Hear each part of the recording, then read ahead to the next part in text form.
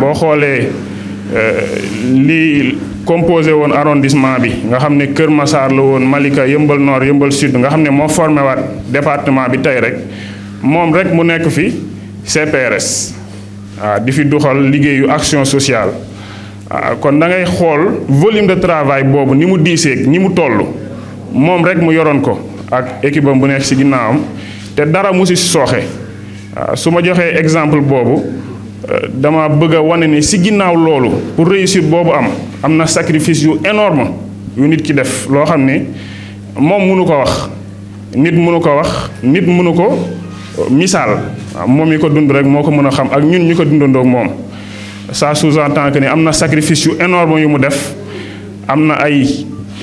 liggéey bu métti bu mu def bu mu abaat ci ginnaaw ba tax na loolu mën a doon réussite ba tey ñu am yeneen CPRS ba action sociale départementale ñëw monsieur Sarr ñu daat koy dénk CDPE bi CDPE doon li nga xam ne moo nekk protection des enfants ci département bi yépp mu nekk point focal institutionnel bi ànd seeg monsieur Maguette Coly bi nga xam ne moo nekk point focal société civile monsieur Sarr doon nitu défi ñu créé département bu bees am kuréel bu bees bu ñu teg boo xam ne amul existant département bi doon département bu bees ñu jël lu toll noonu dénk la ko nga dem ba am ci ndam lu rëy lii nga xam ne saa yoo waxee protection de l'enfant fii ci Sénégal mën nañoo wax ne monsieur Sarr dugal na ci turam ci histoire protection de l'enfant kon kooku nit bu exceptionnel la nit bu département bi di tiitaroo di ndamoo ñun ay autorités yi nga xam ne ay collaborateurs am yi nga xam ne ñoo doon liggéey ak moom ñu sopp ko naw ko dépassé sax cadre frère dépassé cadre bokk liggéey mais mu bokk suñu famille mën nañoo wax ne monsieur Sarr ñun dañ ko considérer comme membre famille administration membre suñuy famille personnelle ndax li ñu sekk li ñu bokk liggéeyandoo sacrifice yi mu def ba tax na tey ñu daje fi pour delloo ko njukkal pour féliciter ko pour remercier ko à la hauteur li mu liggéeyal département bi kon monsieur Sarr gàcce ngaalaama dama bëggoon placer mot yooyu rek comme propos introductif ñu daal di doog a dugg ci waxtaan gi dugg ci remerciement yeeg yooyu di ñaan madame Ba nag bu mu bañ a jooy tey xam naa ne gaaw naa jooy lool waaye bul jooy incha allah jërë ngeen jëf. Une journée spéciale qui marque l'ouverture vers de nouveaux horizons pour monsieur Mamadou Sarr, qui est toujours au service de sa communauté. Chère assistance, vous comprendrez certainement toutes mes émotions. C'est juste qu'aujourd'hui, je suis envahie d'un double sentiment. D'une part, je suis triste de voir partir mon mentor qui m'a guidée, accompagnée et valorisé mes efforts, me permettant d'atteindre le niveau que j'ai aujourd'hui. D'autre part, je ressens la joie et la satisfaction de voir mon idole persévérer, percer et prendre de l'ascension dans sa carrière professionnelle. Je pourrais passer la journée entière à parler de mon cher directeur sans me lasser. Mais comme le temps nous est compté, je vais m'en arrêter là, souhaitant enfin que la fête soit belle et grandiose, à la hauteur de la dimension de l'homme célébré. Merci de votre aimable attention. Aujourd'hui, nous sommes réunis pour célébrer une réussite exceptionnelle, celle de M. Mamadou Sarr, travailleur social, précédemment directeur du Centre de promotion des réinsertions sociales de Kër Massar. Je suis profondément émue de prendre la parole pour rendre hommage à cet homme qui a su transformer son destin en un modèle de réussite sociale et professionnelle. Je me souviens encore du jour où j'ai rencontré M. Sarr pour la première fois, en fin 2019 ou début 2020, où il m'informait de son redéploiement à Dakar, alors qu'en tant qu'instance de validation du programme d'affectation de redéploiement, je n'étais pas encore informée. Les décisions prises par le comité, c'est moi qui les validées. Et là, j'ai senti son étonnement doublé d'une dose de politesse. Et je lui ai permis, qui lui a permis de réorienter le débat en voulant me faire comprendre qu'il a cru comprendre qu'il a été affecté. Et moi, je lui dis que malheureusement, je ne pourrais pas accepter cette affectation parce qu'il y a un agent qui a quitté Sédhiou et qui est récemment affecté à Dakar. et on n'a pas jusqu'à maintenant eu son remplaçant. Donc, vous ne pourriez pas venir. Mais il m'a montré que c'est une personne vraiment, une personne bien. Il était venu de Sédhiou expressément pour cette information et je lui ai fait savoir que même s'il était venu pour Dakar, je ne pourrais pas l'approuver. Mais j'ai senti que je faisais face à une personne très courtoise et très respectueuse. Lorsqu'il a été nommé directeur du CPRS de Keur Massar, jusqu'à aujourd'hui, il n'a cessé de séduire l'équipe administrative, ses collègues, les populations vulnérables d'une manière générale. Il a montré sa détermination, sa motivation et son engagement à relever les défis. Je l'ai vu travailler avec acharnement,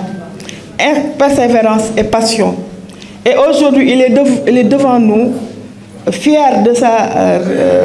sa réussite, et c'est ce qui nous inspire tous. Sa réussite au concours pour la protection sociale en milieu carcéral est un exploit remarquable. C'est le fruit de son travail acharné, de sa détermination et de sa passion pour aider les autres. Il a prouvé qu'avec de la volonté et de la persévérance, on peut atteindre les objectifs qui sont très ambitieux souvent. Je suis fière d'avoir pu l'appuyer et le soutenir dans son parcours. En tant que perfectionniste né, j'aime le travail bien fait et je suis exigeante avec moi-même et à plus forte raison avec les autres. Certains ont peut-être pensé que j'étais trop exigeante, voire discriminatoire, mais je sais que c'est grâce à cette exigence, mais aussi et surtout de son dévouement que M. Sarr a pu atteindre ce niveau de réussite. Mon approche du travail bien fait est centrée sur les résultats et la qualité. Je cherche à encourager et à soutenir ceux qui partagent mon éthique de travail et ma détermination de servir les personnes vulnérables.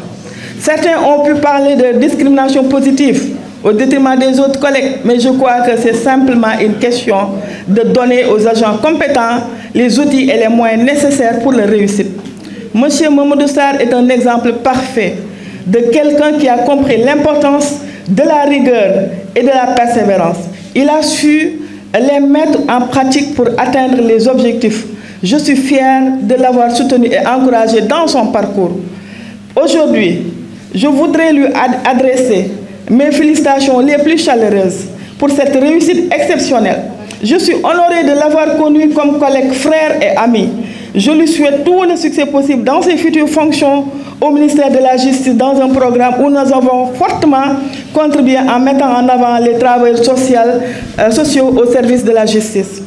Tu représenteras ton corps, celui des conseillers, des travailleurs sociaux, des psychologues conseillers, bref, au ministère de la Justice, et je suis convaincue que vous continuerez à faire une différence partout où vous serez, car vos résultats sont transposables, mais vous l'êtes encore plus. Merci Mamadou pour ta politesse, ton inspiration, ta détermination et ton travail acharné. Tu es un modèle pour nous et pour nous tous, nous sommes fiers, et pour ça nous sommes tous fiers de toi. Nous vous souhaitons un bon vent et merci pour votre aimable attention. Merci. Témoignage bi nga xam ne nag bëggoon naa ko def à l'endroit de monsieur Sarr bi nga xam ne tey moo ñu fi dajale ñun ñëpp jàpp naa ne mbooloo mi fi teew rek day wane ne maanaam lëkkaloo bi nga xam ne amoon na ko ak ñi nga xam ne nii mooy acteurs yi nekk dans le département de Keur Massar. Man nag wax si dina xaw a jafe mais li nga xam ne moom laa si gën a retenir si aujourd'hui on a réussi à mettre la fédération départementale de l'action sociale de Keur Massar, mais c'est grâce à lui et à ses collaborateurs. ndax dox na guddi dox na bëccëg ñun ñëpp xam nañ ne culture bi ñu am si wàllu taxawal kuréel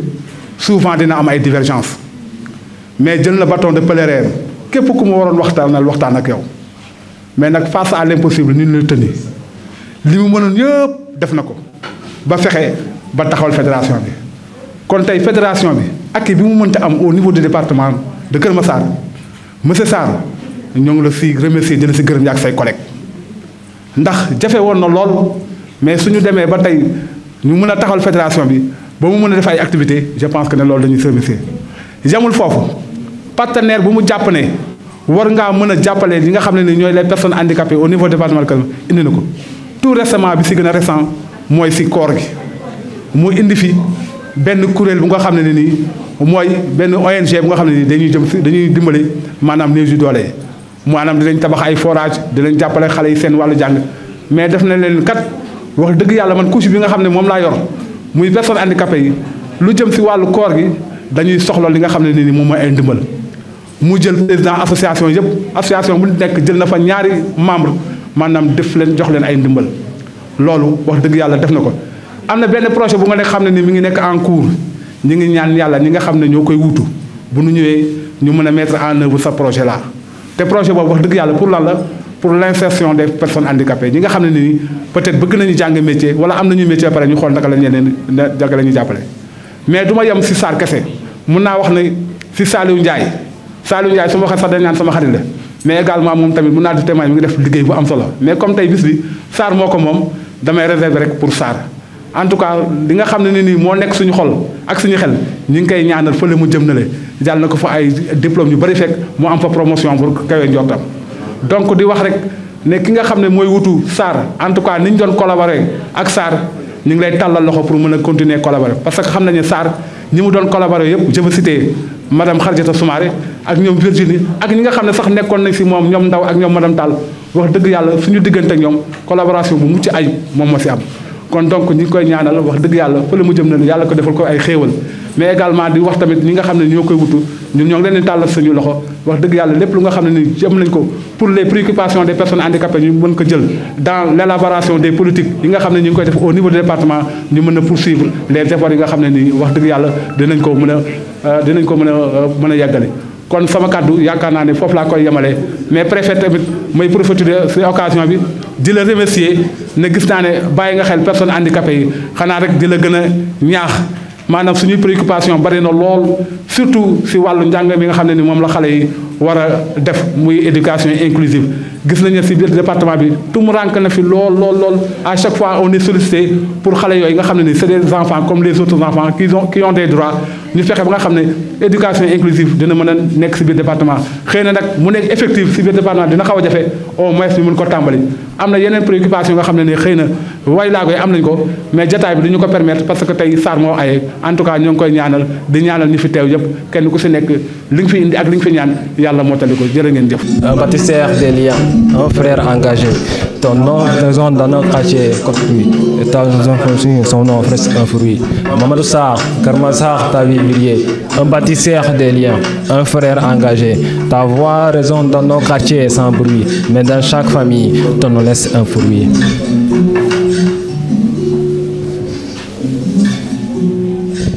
Formé à l'ESS dans la rigueur et la foi, il a choisi le terrain sans jamais fuir les lois. Affecté au fond du pays, loin des projecteurs, il a servi sans relâche avec tout son cœur. Puis, au SDAS de Rufisque, il a poursuivi sa route jusqu'à Kermassar où il a levé tant de doutes. Coordonnant sans faille avec le CDPE de l'AEMO-Lanas dans les enjeux les plus élevés. Il n'était pas juste un maître de stage, il était ce phare dans tous nos apprentissages. À chaque dossier, chaque concertation locale, il posait des fondations sociales.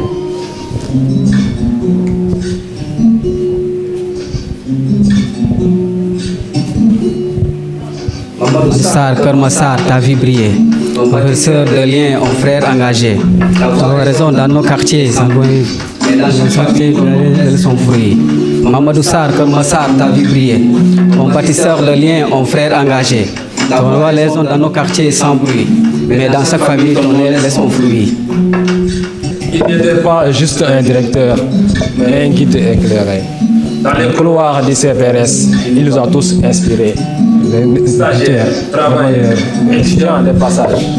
Avec Salimata, j'ai découvert son courage. À ses côtés, Madame Tall, Madame Soumaré, pour solide, discret, avec elle, le projet premier. Et dans l'ombre, Virginie Sagna, jusqu'à la pluie. Elle sème sans relâche. Sa présence est un pilier, une vraie tâche. Ça coordonne. Il trace les ponts entre les acteurs. Il est le modèle.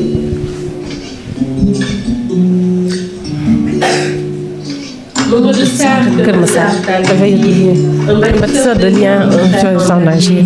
de la part des zones nos quartiers Sambuy et dans chaque famille de l'entrée sont situés. Mamadou Sarr Kër Massar dafay briller un bâtisseur de liens, un frère engagé d'avoir des zones dans chaque quartier Sambuy et notre famille dont on laisse son fruit. Il est parti vers le JFJ, tracer un nouveau chemin pour devenir inspecteur d'armée. Mais son héritage à Kër Massar reste vivant. Dans chaque enfant sauvé, chaque conflit apaisé, chaque pas constant, son écoute a transformé les drames en solutions. Et son silence plus fort qu'un long discours en règne. Mamadou Sarr, c'est ce genre de soldat social qui avance sans bruit et marque l'essentiel. Aujourd'hui, il part d'une autre mission, mais laisse à Kër Massar la plus belle des leçons. Que le social, c'est aimer sans condition, servir chaque vie sans chercher de position. Mamadou Sarr Kër Massar a vu briller, un bâtisseur de liens, un frère engagé, d'avoir des hommes dans chaque quartier sans bruit et de nos des surpris. Mamadou Sarr t'a vu briller, ton bâtisseur de liens, un frère engagé, d'avoir des hommes dans nos quartiers sans bruit, mais dans chaque famille, ton raison surpris. Kër Massar mu nekkoon amoon envergure chef de service départemental maanaam li ñuy def tey moom moo ko doon def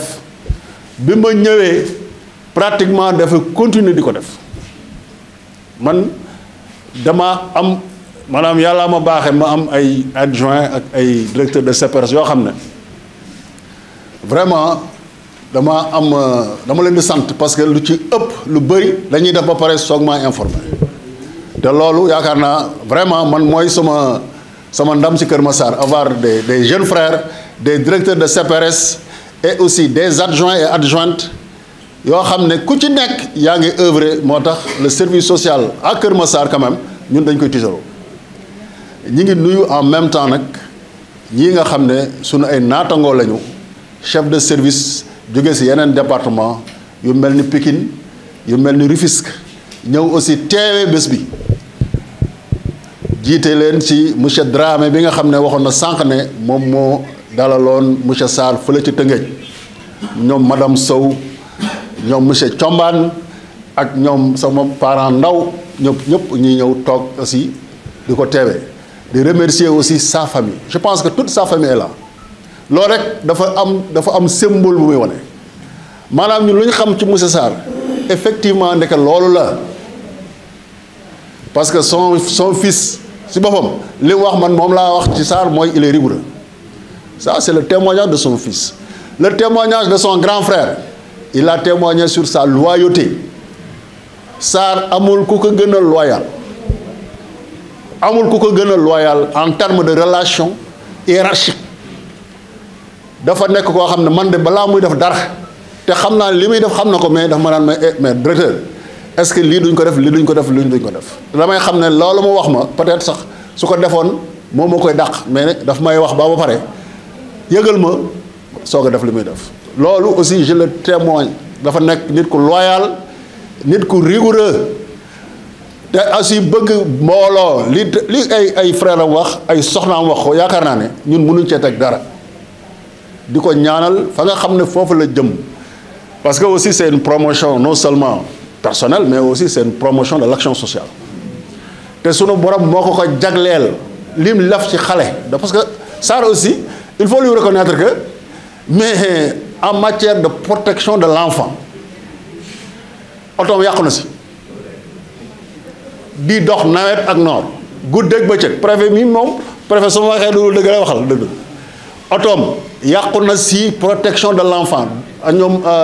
Serigne ana sama Iliman Seck waaw imam di ko wax njaay mais du ma bàyyi ma fen waaw les acteurs communautaires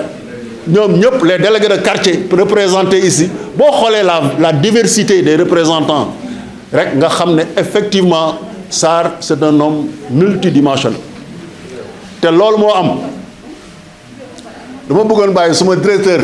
boo xam ne directeur régional la moom moo installé Sarr fii dama bëggoon bàyyi sax yi bëri mu wax ko mais dama ko si jiitu rek xam naa ne li may wax ni yëpp presque moom moo ma ko gën a xam parce que moom moo installé SAR à Kër Massar man bi ma nekkee directeur de CPRS Thiaroye laa doon ñëw Kër Massar Ndiaye nga nele moom ma nekkoon président commission sociale bu mairie bi chaque jeudi laa doon ñëw fii ba ñu lijjanti am CPRS Kër Massar maa ko bind sama loxo ak maire Kër Massar jamono jooju ñu yóbbu ko direction régionale direction générale ñu validé ko indi fi CPRS waaye bi ñu koy installé suñu directeur bii le directeur régional de l'action sociale monsieur Sougou moom moo installé SAR te ba mu ko installé ba léegi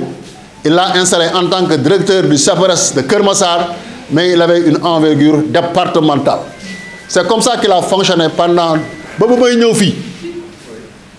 et moom c'est un espacivore maanaam loo ko jox mu jël waaw tu lui concèdes un tout petit peu d'espace mu jël ko et il le fait très bien et vraiment je voudrais le remercier et en plus lii mu dem fële yaakaar naa ne xaw ma ndax am na ay collègues am yu mu bokkal classe actuellement yu nekk fii ah Yana merci beaucoup yéen au moins vous allez comprendre que ñun lii ñu def nii tey dans vos classes vous verrez que effectivement c'est déjà un grand enfant pour la protection de l'enfant l'éducation surveillée. Je ne dis pas que c'est le meilleur, hein, parce que vraiment, ce serait être vraiment très prétentieux. Mais quand même, en pratique, dans la pratique de protection de l'enfance, en tout cas, Mandé, on me dit un formateur. Mais je sais pertinemment que dans la pratique, il fait partie des meilleurs. Et c'est le point focal institutionnel. Les ONG sont là. Il y a Alpha Dev, il y a Eden. Tout le monde est là. Croix-Rouge internationale, représentée. Des Dëkkandoom aussi. koo xam ne ñoom ñaar ñuy xëy ndoo ñooy wàccandoo xam naa ne suñ ko joxoon tey waral moom aussi lu mu xam ci SAR bon dana bëri vraiment ñu ngi koy remercier di remercier ay soxnaam parce que derrière un grand homme il y a deux grandes dames c'est encore mieux mais en tout cas je suis en train de voilà non n'est-ce pas voilà n'est-ce pas je voudrais vraiment remercier tout le monde parce que actuellement je devais présenter quelque chose dans un atelier mais vraiment je tenais à rester là à faire ce témoignage là sur SAR Mamadou Sarr qui est un bon fonctionnaire qui nous a tous gratifiés quand même de ses compétences te loolu ñi ngi ñaan sunu borom mu gën koo yokk gën koo fësal dama ne c'est la trajectoire c'est sa trajectoire protéger l'enfant loolu la frère bi wax loolu la nekk loolu la mës a nekk boole ay nit utal leen jàmm loolu jàpp naa ne fee mu jëm c'est la consécration parce que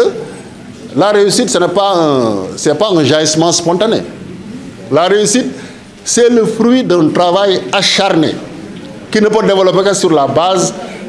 d'une envie de bien faire et c'est ça et ceci je pense que nous le trouvons en SAR koo xam ne la ñun de xam nañ ne duñu rus fa mu jëm ñu ne kat action sociale la nekkoon département Kër Massar la nekkoon département de Kër Massar moom moo am ndam l'action sociale moom moo am ndam te lii ma gis si sama xale yi itam yaakaar naa ne ñëpp dana ci topp maa ngi la koy ñaanal vraiment di leen gërëmaat bu baax di leen di sant encore le préfet directeur général de l'action sociale bii nekk fii bi ñëw léegi aussi c'est la même chose donc képp ku mu liggéeyandoo rek vraiment gis nga ci moom yar gis nga ci moom compétence gis nga ci moom fulla gis nga ci moom fayda te loolu la ñu xam ak moom ñu ngi leen di gërëmaat bu baax vous serez vous les ambassadeurs de l'action sociale au niveau du CFJ je pense les deux collègues les deux camarades de promotion je pense que l'élément que nous vous donnons aujourd'hui c'est un bon élément il a le mérite de réussir à ce concours et je pense que vous allez voir que quand même bon je ne dis pas en tout cas il a été major de sa promotion à l'INTSS. nuyu monsieur Mamadou Sarr di ko remercier ci taxawaayam parce que lu bëri daf ñu ko faciliter suñu liggéey en tant qu'ONG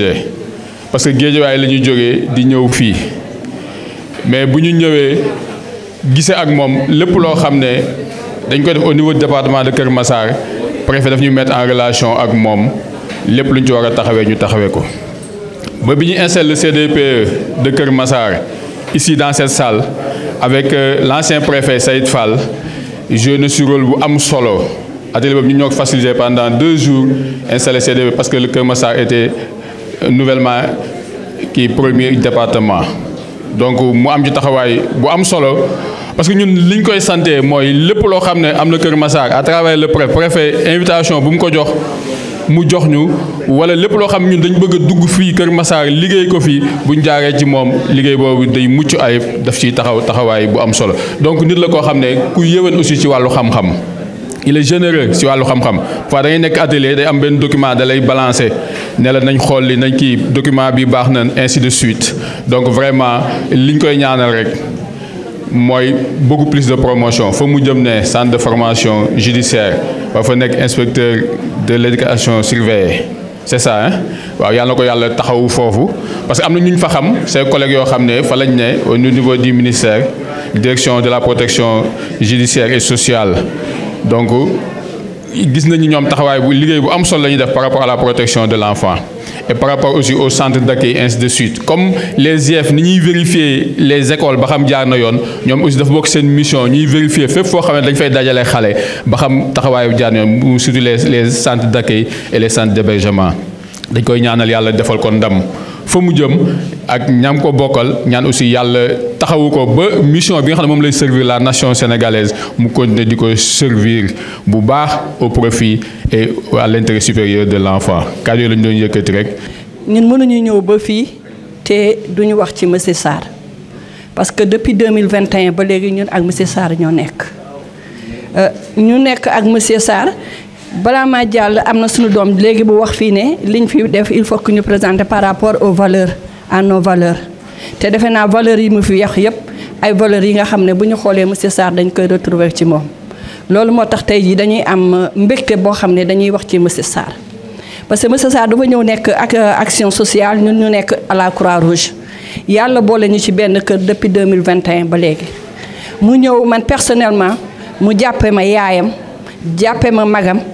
jàppe ma xaritam monsieur Sarr li muy def ci social yëpp mësul tan xam lu la Croix-Rouge biñ fi ñëwee ñu installé ñu depuis 2021 ñu nekk ay auxiliaire pouvoir public amul benn administration bu mës a taxaw épauler la Croix-Rouge lu dul monsieur Sarr dafa jël Croix-Rouge sax dugal ko ci biir action sociale monsieur Sarr lépp lu élément wu Croix-Rouge di def monsieur Sarr mu ngi koy nemmeeku des fois man damay absenté pendant 1 semaine 2 semaines xale yi dañ may soxla mais bu mu la leen waxee ana monsieur Sarr ndax mu ngi foofu ñu ne waa man ne leen dem leen ci monsieur Sarr donc monsieur Sarr day liggéeyu action sociale ba pare di liggéeyu Croix-Rouge finalement dañ ko wax ne yow ci Croix-Rouge nga bokk dañ koy wax ne moom il fait partie de la Croix-Rouge monsieur Sarr dem na fi ba déplacement yoo xam ne élément wu Croix-Rouge déplacé na wu dem monsieur Sarr da ciy dem jóge na fi ba dem fekk leen ci camp de vacances yoo xam ne yii ñu ngi nekk Palmarin yii ñu ngi nekk Saint-Louis mais day taal otoom def ci gasoilam def ma ci ñu ànd dem fête de clôture bu am dina ànd ak ñu dem plus que ça dafay jël njabootam jël ay dëkkandoom ñëw leen fayal leen à la Croix-Rouge pour que xale yi ànd ak xale yi Croix-Rouge yi pour ñu dem camp de vacances donc monsieur Sarr yow loolu dañ lay sant di la gërëm di la wax ne dangaa def Croix-Rouge sa kër waxuma la loolu mais day jël alalam di jël ci poosam di dépenser ci Croix-Rouge des fois suñu xale Croix-Rouge yi dañuy ñëw yendu Croix-Rouge mais monsieur Sarr mooy jël xaalisam jëndal leen añ wala jëndal leen reer wala jëndal leen ndékki ataaya ak yépp monsieur Sarr la soo gisee ñun ñu nekk fi depuis bi ñu installé 2021 ba léegi sonnuñu tàyyiwuñu monsieur Sarr bokk na ci mu ngi ñuy encouragé mu ngi ñuy jàppale donc monsieur Sarr dañ lay sant dañ lay gërëm di ñaan yàlla foo jëm yal na fa yiw yàlla fekk yal na la yàlla aar sàmm la làq la fa yàq ego merci. Vraiment la plateforme des acteurs communautaires de Keur Massar ñoo fi ñëw di ko jaajëfal di ko tàggu boo xamante ne du tàggu àjjee mais tàggu au revoir nañ gisewaat di ko ñaanal li yoon bii mu jël yàlla def ko ci jàmm ak salaam yokk ko ci yokk njabootam ak équipe bi mu àndaloon yëpp nag. espérons que tamit ki nga xamante ne mooy ñëw remplacer monsieur Sarr dina accessible comme monsieur Sarr heure boo ko woowee mu wuyu la loo ko laaj mu jàppale la ci teg nit ñi ci yoon parce que boo xoolee plateforme des acteurs communautaires bàjjen yeeg relais yeeg DS doom yeeg matron yeeg ñoom ñëpp ci lañ bokk te ku wax ñooñu wax ñoo xam ne ñoo nekk ci base bi jàppale askan wi te saa yu ñu ko fëggee mu ñëw ubbi buntam waxal ñu xelal ñu defal ñu dem def suñu liggéey si moom lii mooy ko jàpp kon nag dañu koy remercier bu baax a baax di la ñaanal yoonu jàmm asalaam di la jàpp bonne continuation sa carrière merci beaucoup. Vraiment Sarr Kalagan lay wax Kalagan su ma waxee Kalagan Sarr loolu c'est au lycée Sarr yàlla moo ñu boole depuis au lycée Kalagan suñu prof coopérant science physique moo ko doon wax ñuy wax monsieur Herman Sarr c'est l'homme au défi multiple Sarr après le bac dafa dem fii Lac Rose amaguloon liggéey amul dara mu dem Lac Rose parce que Sarr c'est un exemple pour xale yi tous les enfants la jeunesse actuellement war nañu mën a roy ci Sarr parce que bi après le bac amul liggéey dafa dem fii Lac Rose di tibb xorom di ñu koy fay mënoon na dem ci topp baraada bi topp kaas yi di doog ci bal yi mais deful loolu dafa dem ñax après Lac Rose mu dem def concours enseignement et puis mu dem nekk enseignant après loolu enseignant mu dem ba mu yàgg ne am fii amatuma lu ma fii prouver mu dem action sociale parce que bi mu nekkee au lycée mi ngi doon def série technique newoon naa ko yow lii du sa vocation technique du woon la vocation mais tey lii mooy vocation comme ni ko kii waxee bi mu demee action sociale mu génn fa nekk fa major tey mu amaat beneen défi bi mooy lan mu changé waat donc moo tax ma ne ko c'est l'homme au défi multiple Sarr liggéey rek la xam liggéey rek la gëm yàlla nag moo ñu boole maag moom depuis au lycée ñoo doon bokk di fanaan di ànd fu ma nekk na fa fu mu nekk naa fa biñ ko abee affecté Goudomp man ak moom ñoo ànd ñu yóbbu ko Goudomp bi mu jógee Goudomp ñëw Kër Massar aussi man ak moom fii Kër Massar Sarr yàlla moo ñu boole comme ni ma ko waxee jabaram man bokk naa ci ñi ko uti woon samay soxna moom bokk na ci ñi ko uti jóge na fii dem ba sama village à Latmingué tabaskee fa kooku ñi du n'importe qui nga koy defal. Ça se passe dans ma collectivité ma xam kii ñuy taxawu mu di ku baax awma droit ni yëguma ko rek toog awma droit bi yëg ak bañ a yëg je vous félicite promotion bi nga am yàlla na jëm kanam war naa ñëw sax parce que je reconnais des visages de Kër Massar kon en 2 mots rek damay wax bonne continuation lii da nga koo mérité fa nga jëm tamit yàlla na la fa yàlla teeru merci beaucoup. lu may wax aussi dama ko wax ci sama xol et je le jure sur le Saint Coran que Mamadou Sarr est un exemple dans la famille comme ni ma ko waxee. Certes wax ci koo xam ne ni bokk leen dara dafa difficile aussi surtout ngeen bokk ay liens de parenté xëy na loo ci wax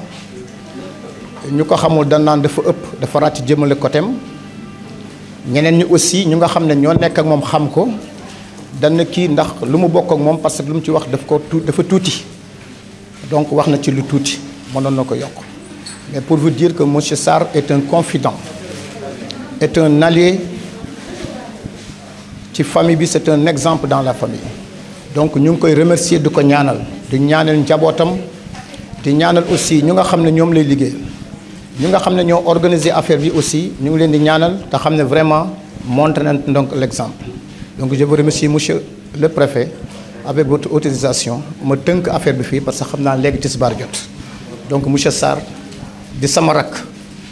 maa ngi koy remercier di ko gërëm. xam naa nag lu may fi wax rek day nekk waxaat ndax lépp daanaka wax nañu ko ci monsieur Sarr te baax mënul weesu yaa baax ndax bu nee baax tamit dañ ciy tegaat leneen rek mais monsieur Sarr est un homme bien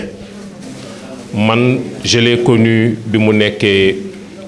Goudomp ñu gën a xamante gën a miinante bi mu ñëwee Rufisque ma nekk ci région bi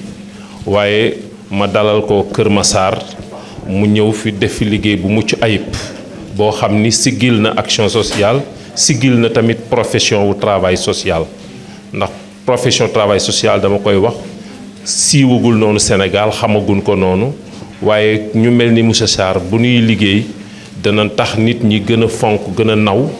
donc travail sociaux yi loolu ñu ko ciy remercier di ko féliciter di ko gërëm di ko sant monsieur Sarr man yëkkati naa ko heure bu nekk ndax ni ko léegi Saliou mi nekk chef de service départemental action sociale waxee Sarr moo daanaka moo dalal action sociale ci département bi nu créé action sociale amagunoon service départemental moom moo fi nekkoon directeur CPRS mais di couvrir tout le département mais heure bu nekk yëkkati naa ko yenn saa yi dañ may jox ni direction générale daf may imputer benn activité le matin ni ma da nga fay dem mais fekk man maa ngi ci beneen liggéey mais Sarr dama koy woo ci saasi mu taal otoom dem def fa représentation bu mucc ay boo xam ni man sax dama yaakaar ni su ma fa toogoon du ma ko mën loolu day wane li nit ñi wax léegi loyauté am disponibilité am ak compétence am te li ci am solo mooy te ma koy nawe monsieur Sarr mooy compétence bi mu am dafa transversale ni mu mën a nekkee au niveau stratégique léegi noonu la mën a ñëw nekk au niveau opérationnel te loolu du agent yu nekk ñoo ko mën donc bu admee concours bi du nu bett compte tenu de son parcours ndax wax nañ ko léegi ay xaritam wax nañ ko maa ngi leen di nuyu au passage di nuyu toute la famille ak jiital ci jabar yi ndax nee na derrière un grand homme mais du ma wax derrière à côté d'un grand homme il y a des grandes dames donc vraiment ñi ngi leen di nuyu ñoom tamit bu baax di leen sargal di leen wax ni réussite bi tamit seen réussite la donc dama doon wax ni réussite bi bettuñu ndax compétence su Sarr wane na ni mën na dépasser fu mel nii mën na dépasser fii te ñun gis nañ ko fu gën a kawe fii bu góorgóorlu incha allah dina dem fu gën a kawe lool te loolu lañ koy ñaanal di ko ñaanal kon carrière bi muy waaj a embrasser yàlla may ko ci ay ndam yu kawe ndax action sociale lay représenté famille travailleurs sociaux yi lay représenté foofu kon ñun la fa toogal donc ñun ñoo ngi ci gannaawam tamit nekk 12e gayndeem di ko supporter di ko ñaanal di ko daal en tout cas pousse pour que mu am tam ci ay ndam yu gën a kawe loolu daal lan amoon ni dañ ko ciy sànni di remercier aussi nag toute l'équipe de Kër Massar ndax vraiment seen taxawaay rafet na lool ndax lii lépp bu possible aussi c'est l'équipe de Kër Massar ñu ngi leen di remercier bu baax di leen féliciter jiital ci le chef du service départemental. man je l'ai côtoyé mais mu nekk quelqu'un boo xam ne il se reposait jamais day jógee këram su ñëwee téléphone bi ne cessé de sonner moo ne ko mais patron Sarr il faut se reposer parce que yow tu ne peux pas être ici pour solutionner tous les problèmes du Sénégal mooy mu ne ma pourtant grand maa ngi noppalu de mais terewul Rufisque bu mu nekk bi Kër Massar fépp foo ko wooyee wax ko un problème mu def ko soxla man je me rappelle suñu quartier bi fële Tivaouane Peulh bu ma nekk cité édictoire dañoo mën a un problème de lampadaire gars yi wax ma ko man ak xaaral ma jëm ko wax Sarr mais dama ko wax même pas 3 jours gars yi may ñu 10 lampadaires moo tax quartier bi ne cesse de le remercier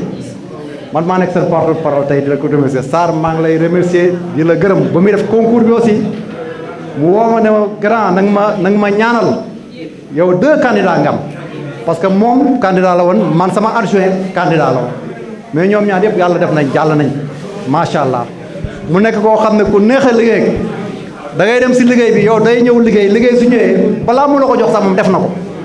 du ko xaaree kenn liggéey ma xam na ne fu ko yóbbu yàlla yóbbu nii c'est pas le fruit du hasard c'est quelque chose qu'il a semé depuis des années Sarr toog nañ mu nettali ma nee na ma avant mi nekk enseignant doon na liggéey Lac Rose mais fekkoon génération tey bi nga xam ne gars yu bëri toog muy dox rek lañ bëgg toog muy dox mais moom loolu mus ko see fekk dafa ñafe ba fu mu toll moo tax ma ne ces enfants vous avez un père exceptionnel vraiment ngeen xool fu ngeen teg seen tànk comme papa ju mel nii dañ koy ndaw man de sama waay la man dama ko fan loolu laa wax sa équipe bi dama ko fan malgré que maa ko mag mais grand rek damay wooy Sarr nag lii nag moom c'est un petit cadeau que le CPRS de Tivaouane Peulh Niaga bu jox la au nom de mon personnel et au nom de madame Tall ñu ngi la koy jox xeem nañ ko trop yow lu ñu la jox rek lu ñu la joxoo rek xeem nañ ko yal na la yàlla defal jàmm fu nga dem yàlla defal na ndaw jërëjëf. Merci beaucoup. Monsieur le préfet,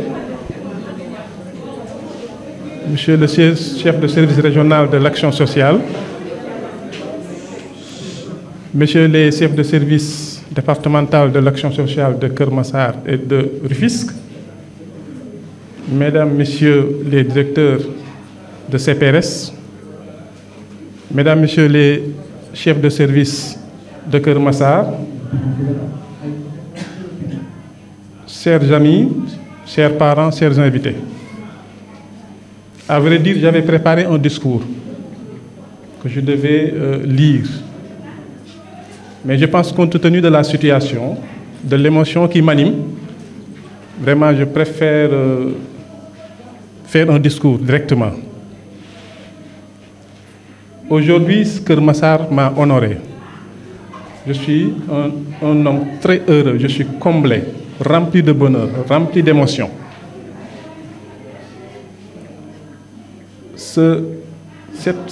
Disons, cette fête fait partie, est une étape de ma vie. Vous savez que l'individu parcourt des étapes.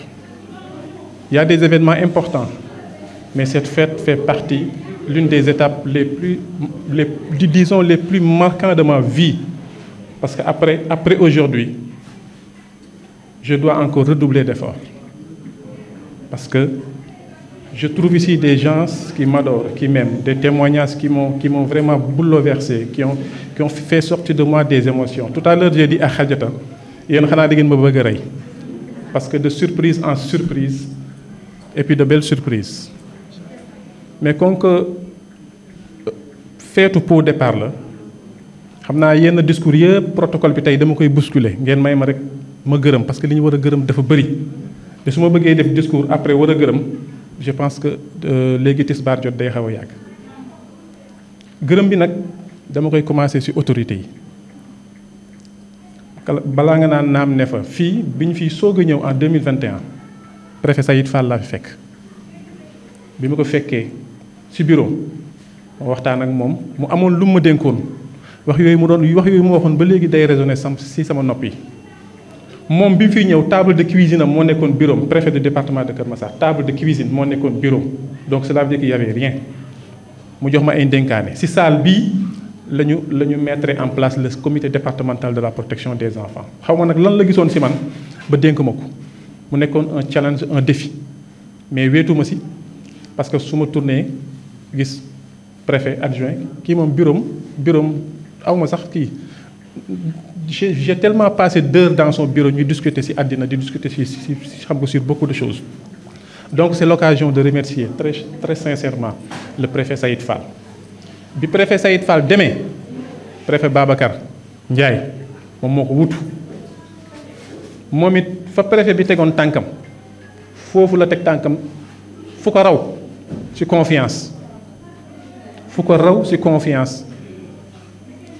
ñu liggéey bu mucc ayib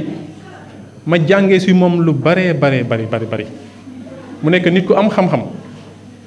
nit ku bëgg xam-xam te nit ku bëgg liggéey aussi moom it dama koy gërëm di ko sant bu baax a baax su ma jógee ci préfet Babacar suma petit frère suma rak noonu sax laa ko mën a wooyee naam suñu kilifa la mooy l'adjoint du sous-préfet Ousseynou Oulimatou Gueye ma bëgg ngeen may ko loxo bu baax a baax kii du maanaam bu dee da nga bëgg a liggéey rek yéen mën ngeen nekk parce que du bàyyi du tàyyi te dama gis ni muy traité autorités yi ni muy traité préfet gis nga buy dugg buntu bureau préfet nànk lay fëgg tant que préfet neew ko ci biir entrée du dugg may jàngee ci moom lu bari kilifa la mais ku dugg bërëm képp ku dugg bureau day jóg jox la loxo en tout cas mu nekk koo xamante ne dafa yàlla moo ko yar mu am éducation de base bu extraordinaire respecté ñëpp mais aussi am xam-xam man ak moom liggéey nañ ci élection yi xam nga élection yi ñun ñoo doon nekk préfecture mais dama gis nit ko xam ne il est très intelligent xam nga l'intelligence c'est la vivacité liggéey nañu dañoo pare ma ne sama xel yee saa yi mii macha allah donc yàlla da ko may xam-xam bëgg liggéey mais aussi respecter doomu aadama donc moom it vraiment su ma demee tey ba tollu fii dama koy gërëm. bu loolu weesoo ñu gërëm les sous-préfets sous-préfet Malika sous-préfet Jaxaay sous-préfet Yëmbal et les adjoints aussi parce que tamit au-delà du CDP dañoo am ay CSP mooy les comités de suivi de la protection des enfants au niveau des arrondissements aussi mais aussi au niveau des communes ñoom it dañ leen di gërëm bu baax a baax a baax le maire de Malika gis ngeen ko ñëw na fi sànq salle bi mën naa ne sax mooy saalu CDP amul atelier bu ñu fi deful fii amul réunion bu ñu fi deful saa bu ñu soxlee salle bi monsieur le maire bi rek laay woo Arona Sow mi Arona je vous remercie très sincèrement salle bi mosuñu si indil benn jafe-jafe saa bu ñu soxlee salle bi rek Arona ba fii sax bu ñu ko soxlee démb laa ko woo sans problème ñëw leen donc dañ lay remercier di la ñaanal yàlla bu baax a baax a baax a baax. le comité départemental nag de la protection des enfants naam man maay le point focal institutionnel mais dafa am équipe bu nekk ci ginnaaw mooy le CTR le comité technique restreint mooy les services clés action sociale maanaam di mu demee protection des enfants bi ñu nee cëpp Kër Massar ki ma ci njëkk a liggéeyal mooy Maguette Coly man ak moom ñu cheminer pendant tous années yi yëpp vraiment mu nekk collaboration bu sincère. bureau madame Ndiaye Male service développement communautaire bureau lañ doon njëkk a dem moom bokk na ci ñi ma njëkk a jox document ci comité départemental de la protection des enfants parce que moom yor na ko Tëngéej pendant près de 20 ans donc bokk na ci ñi nga xam ne ñoom ñoo ñu formé ñoom ñoo ñu wan yoon bi ñoom ñoo ñu tàttagal parce que ñun bi ñu ñëw Kër Massar fii naam amoon nañ ci xam-xam mais ñoom ñoo amoon expérience bi ñoom ñoo ñu ci jàppale ba tey ñu mën a egg fii. AEMO madame Seck bi mu ñëwee aussi tamit mu def ci liggéey bu mucc ayib madame Ba. Service départemental de la famille IEF district bi en tout cas le comité technique restreint ñu def liggéey bu mucc ay liggéey bu am solo mais yemuñu foofu ONG yi mooy la société civile tey Omar Fall ngi fi ñoom bi ñuy soog a tàmbali nekk bébé di raam fekk mënuñu dara ñoom bokk nañ ci ONG yu ñu njëkk a financé jàppale ñu ci salle bii ñu ñëw def fi ay activité ñoom ak waa Alpha Def du ma fàtte xam nga waa Alpha Def ñoom ñoo installé nu mu tuddati les points nu mu tuddati les CSPE bu arrondissement yi yéen a ko installé mais aussi yéen a installé les CCPE maanaam les comités communaux de la protection des enfants ñoom ñoo ñu jàppale ñoo ko financé accompagné ci donc ONG société civile yi dañ leen di gërëm bu baax a baax a baax mënumaa dem te du ma gërëm Aram Top Sène mooy l'ancienne directrice générale de l'action sociale. dafa feebar sànq bi ma ko nuyoo ci suuf rek maa ngi gis yaram baa ngi tàng jër parce que dafa amee grippe malgré que grippe bi bind na discours am gis ngeen ko ñëw na fii la solo armée bu la jóge moom sama jigéen la bi muy nekk DG la moom la jël ma tafal na ko ci boppam maa ngi fàttaliku mos nañu voyager en de mission mais femme bi elle est impressionnante bu ñu demee ci aéroport nii ñu am ay retard de vol mais da ngay gis rek jékki-jékki rek gis ko mu lal basangam commencé di dóor ay laaj yi moom bu ñu demee mission aussi saa bu ñu amee temps libre ku nekk mu envoyé le message ne la jëlal ma dog nangam mu nekk une pratiquante koo xam ne diine bi fi mu ko teg une vraie pratiquante donc mu nekk sama jigéen malgré que kilifa la woon nekk man ma nekk confident bu ma daan dénk ay soxlaam si famille yam laa de je ne parle même pas du travail concernant sa famille borom këram aussi tamit lépp lu muy def man lay woo ne ma kaay defal ma nangam wala nangam ak nangam donc dama koy remercier nekku fi mais je tiens me remercier ko bu baax a baax a baax. maa ngi remercier aussi bu baax a baax suñu directeur régional monsieur Sougou mi c'est la deuxième fois xam nga nekk chef de service régional yor région bi yëpp CPRS ay nga ñëw keroog bi ñu lay feetal ndaw dafa déplacé wu ñëw tey aussi ñu may feetal mu déplacé wu ndaw nii la njiit di mel da ngay jegeñ say administré. day am atelier xam moom mën na fa demal boppam de moom mi yónnee na ma atelier Thiès ma dem jàng fa lu am solo du ma ko fàtte si waa Croix-Rouge ma dem jàng fa lu am solo te ni mu koy def ak man noonu la koy def ak ñeneen day woo diw rek ne ko demal nga représenté ma Thiès demal nga représenté ma nangam man dund naa ko ak moom donc boo amee njiit bu mel nii da ngay kontaan de boo xoolee ñun service régional bu Dakar agent yi fi ne les 19 CPRS ni ñu juboowee rek c'est parce que moom moo jub parce que dañ naan tegle bu jubee ba nekk xam nga bi nekk si suuf la donc monsieur Sougou ñu ngi lay gërëm di la sant bu baax a baax a baax a baax sama team Tëngéej sama waa équipe Tëngéej nag waaw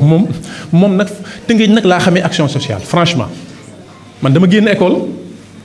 dem stage pendant 3 mois ci bureau madame Sow mii su ma mënee accueillir nit ci action sociale madame Sow mii la ci bureau laa ko xamee maay ñëw mu jóg chaise am ne ma toogal may ñëw usagers yi di ñëw mu naan man nii ngay def defal nii responsabiliser ma yokku ma fit yàlla def ma dem Goudomp ñëwaat dal ci Dramé gën maa responsabiliser gën wax ma sax lan mooy administration man xaw moon administration si monsieur Dramé mii laa xamee luy administration yan rapport nga war a am ak les autorités mu jàngal ma lu bëri moom it jox ma benn responsabilité bu doy waar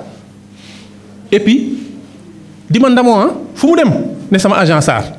fu mu dem ne sama agent SAR monsieur Dramé madame Sow man aw ma seen fay dama leen di gërëm bu baax a baax di leen sant Serigne Mbaye Sow sama jigéen maa ngi leen di nuyu madame Guèye maa ngi leen di ziar bu baax a baax les directeurs de CPRS yu Kër Massar yi Ndoye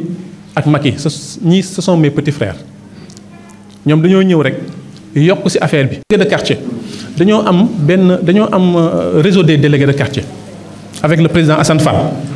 ñuy def liggéey bu mucc ayib xale bu fi réer non wax ko délégué rek parce que Kër Massar aussi li fiy réer ci xale kenn xamul nu mu toll. mais délégués yi dañ siy def liggéey bu am solo vraiment ñu siy def nag et puis di si am résultat ba yenn ONG yi sax ñoom suñu groupe WhatsApp bi daf leen inspiré donc ñu ngi leen di remercier bu baax a baax di nuyu aussi suma collègue yi ma nekkal chef yi monsieur Malick Sarr mu ngi nii toog sama camarade de promo la maa ngi lay remercier bu baax si déplacement bi moom waa Mboro la mais ñoo nekk classe mais yàlla dafa def bi ñu demee CFJ même bi ñu def entretien man ak moom ñoo tegloo moom Sarr Malick Sarr la tudd man ma tudd Mamadou Sarr ñoo tegloo yàlla def aussi ñu dem ci classe bi maanaam yàlla daal def rapprochement muy ñibbi Grand Mbao may ñibbi Rufisque ñuy bokk oto gis nga yàlla def ñu nekk ay xarit muy sama jeune frère un gosse très intelligent booy bu taxaw waaw macha allah bi ñuy dugg moom moo nekk major de la promotion moom mi macha allah donc ñu waaw maa ngi gërëm spécialement le comité d'organisation parce que man tey da ngeen maa bett boo xam ne sànq fii li ma toog lépp damay jékki ñàkk kii moo ma jox mouchoir préfet parce que de surprise en surprise et de belles surprises de surprise en surprise damaa dem ba commencé ñax parce que dégg naa fi ay témoignages yoo xamante ne non c'est-à-dire man dinaa gën a góorgóorluwaat lu ma def dinaa ko xeeb bi ma déggee sama grand frère bi wax man damaa yéemu xamoon naa rapport bi ñu am mais son discours dafa ma touché ak yeneen discours yi fi ñëpp wax la même chose man maa war a gën a góorgóorlu lu ma doon def benn ma def ko fukk dinaa ñëwaat ci moom maa ngi nuyu le comité d'organisation xarjata man sama rakk la suma doom la suma lépp la xarjata dafa ma déggal bi ñu man ak moom ñoo ñëwandoo ci service bi de mais daf ma jox cër boo xamante ne comme cër bi mu jox ay waajuram lu ma ko sant mu liggéey du si saa su ma ko nee ñëwal bureau même bu ko nee ñëwal samedi dafay ñëw donc loolu chance la nga am agent bu mel nii moo tax ba ñu waree def promotion kan moo war a nekk directeur foofu hésité wuñu directeur général de l'action sociale moom la tànn pour moom mu remplacer ma donc loolu mérite la donc ñu ngi ko si félicité bu baax a baax Amina Dieng gis ngeen ko moom elle est spéciale elle est exceptionnelle Amina Dieng moom dama bëgg ngeen tàccul ma ko bu baax a baax parce que li ma fi defal tey moom ba fa dëgg yàlla man moom dépassé na ma franchement ça non li fi am yëpp man yëpp moom la man tey li mu fi def dafa ma dépassé franchement maa ngi lay gërëm di la sant di la ñaanal yéen ñaar laay tudd mais comité d'organisation bi yëpp laay tudd ñoom Seynabou ñoom Firmina ñoom ñëpp maa ngi leen di gërëm maa ngi leen di sant bu baax a baax a baax a baax a baax maa ngi gërëm aussi sama njaatige yi maa ngi koy seen monsieur Ndiaye Kër Massar de bi mu fi ñëwee ñu jox ma fa le bureau moom moo forcé sax ba ñu ubbil ma fa parce que man fii affecté nañ ma fi une semaine xaw ma fu may toog aw ma bureau moom moo forcé maire bi fi nekkoon dem jëli caabi bi ñëw installé ma abal ma benn chaise et puis nag nekk sama njaatige fii si Kër Massar di ma wan yoon bi monsieur Ndiaye maa ngi lay gërëm maa ngi lay sant jërëjëf. damay jeexalee sama famille di si jiital suñu xalif ñun suñu famille dañu am xalif maanaam mooy suñu grand frère Amath c'est un colonel dans l'armée biig la déparé Louga à minuit daw pour ñëw fekke lii te pourtant defoon na vidéo de ñoo bokk benn ndey mooy sama taawu yaay mais moom mooy suñu xalif lu mu wax loolu la lu mu bëgg loolu lañ koy defal ñun noonu la ñuy dundee lu mu bëgg loolu lañ koy defal ni mu ko bëggee noonu lañ koy defee parce que mooy suñu xalif mooy suñu taaw mooy suñu baay parce que sama yaay bi muy dund dafa séddale woon xale yi ñun suñu caatu kër du wax sama mag jële du jaar ci turam de mère la koy wax parce que sama yaay moo ko may sama yaay daf ma may ko may grand bi moom noonu la def ba bi mu génn àddina ñun loolu la ñu continuer nee naa la suñu caat du jaar ci turam mère la koy wax man grand bi du ma jaar ci turam grand laa koy wax pour moom moo xam ne rek mooy suñu baay mooy suñu xalif sama sœur bale maa topp si moom magee na ma 7 ans du ma siggi xool ko parce que sama yaay laa koy xoolee mooy suñu yaay donc grand yow moom dañ lay ñaanal parce que sa dund dafa am njëriñ dañ lay ñaanal gudd fan ñaanal la gudd fan ak wér-gu-yaram di gërëm bu baax aussi di gërëm bu baax samay soxna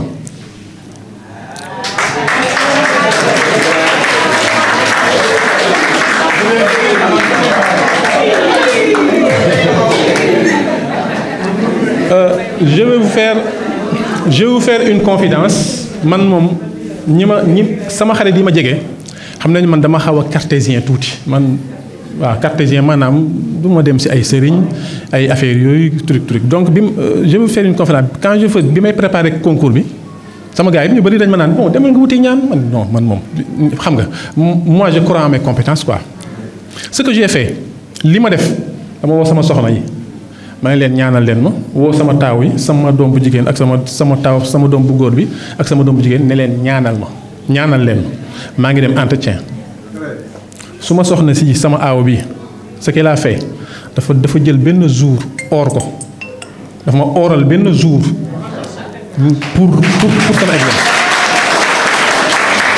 waaw c'est pour vous dire rek affaire boobu ça m'a beaucoup marqué bi mu ko defee ba pare gu ma sax bi mu ko defee ba pare mu tëdd ci guddi gi xam nga man saa bu génte ma ne yow da ngaa reer ba suur rek mu yeewu rek kott ma mu ne ko yow waaye yow xaw naa ko sax ba ma looy def nii mu ne ma jàll nga ma ne ko yow looy wax nii mu wax ma gént gi ne ma dafa am benn pot de fleur bu nekkoon ci palanteer bi pot bi yàgg na fa nee na dafa amoon benn fleur benn garab bu fane nee na mu yeewu rek gis garab bi meññ ba dugg ci biir néeg bi mu ne ma da ngay am mu ne ko yow da ngaa feebar arrête bàyyi sa yooyu peut-être mën na nekk coïncidence mais quand même elle a fait ça et ça m'a marqué dama ko ci ñaanal li mu bëgg ci njabootam yàlla na ko suñu borom may maa ngi koy ñaanal bu baax au fond du cœur maa ngi gërëm aussi suma deuxième soxna moom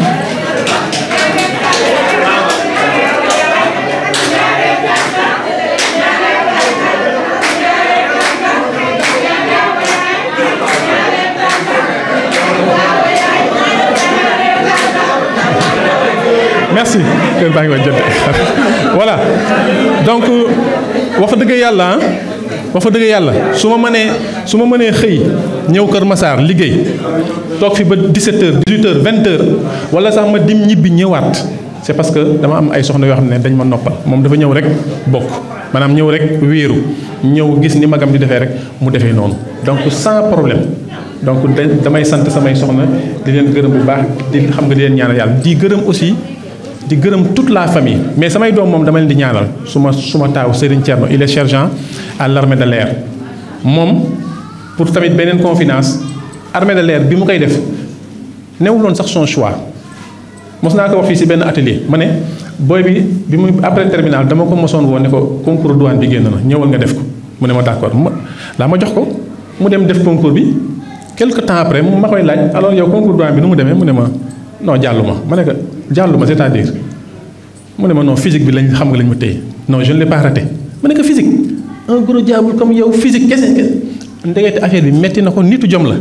affaire bi metti ko pour me prouver que ne moom c'est un homme mu dem xool concours bi gën a difficile ñoo ne ma papa damay def gendarmerie wala armée de l'air di dem camp Bargny gars yi di ko fa dërëj parce que corde bi dafa metti noonu la def pour me prouver que moom ne moom sama nawle la que ne li ma ko wax metti na ko looloo tax ma dugg armée de l'air xool li gën a metti pour def ko pour ne ma non li ma naan yembal laa du ma yembal looloo ko dugal am sama taaw bu jigéen ba leen Ndeye Amina Sarr moom mooy sama taaw bu jigéen xam nga li ñu naan taaw bu jigéen mooy xaritu yaayam lii ma sol moo ma ko jox sama anniversaire le 8 août moo ko ñëw léegi chaque 8 août moom nii lay def ak man chaque 8 août ak samay doom yëpp chaque 8 août ñoom ñëpp sama doom yëpp fu ñu mënti ne dinañu góorgóorlu samay soxna yeeg même xale yu gën a ndaw dinañu góorgóorlu ba defar dara ñëw indil ma ko ne ma papa lii mooy bon sa cadeau mënumaa terminer de du ma gërëm sama ami d'enfance Souleymane Gueye Serigne Ababacar Niass ñii ça fait plus de 30 ans ñenn ñi 45 ans ñuy ànd ba tey donc ñoom dama leen di gërëm ñii moom foo tourné gis ma soo ma gisee daal gis nga Serigne Mbaye soo ma gisee gis nga Souleymane Gueye donc mbooloo mi mbokk yi tey sama contentement amul fu mu yem kontaan naa ba fa dëgg yàlla kontaan naa ba fu kontaan yem maa ngi leen di gërëm yéen ñëpp ku ma fàtte jàppal ne booy lim Kalidou maa ngi leen nuyu maa ngi ziar ñëpp maa ngi am contentement boo xam ne amul fin maa ngi leen di sant di leen gërëm comme que temps bi dafa xat maa ngi leen di ñaanal jërë ngeen jëf jërë ngeen jëf jërë ngeen jëf merci beaucoup.